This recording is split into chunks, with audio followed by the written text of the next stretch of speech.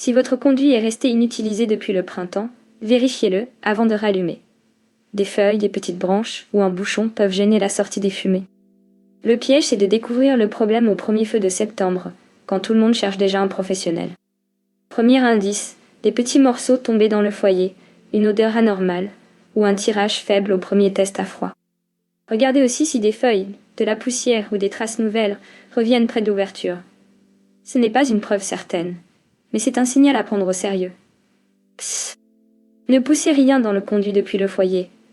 Vous risquez de coincer le bouchon plus haut ou de faire tomber des débris là où il ne faut pas. Évitez aussi les essais répétés avec du papier ou un petit feu pour tester. Si l'évacuation est gênée, la fumée peut revenir très vite dans la pièce.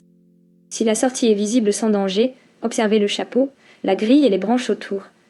Une grille déformée, des petites branches visibles ou un chapeau très encrassé justifie un contrôle.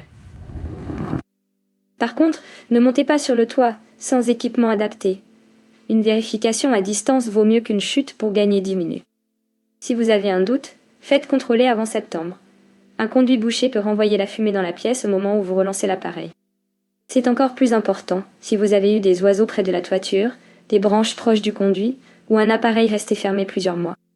Avant la reprise, foyer vide, arrivée d'air libre, sortie regardée et conduit contrôlé.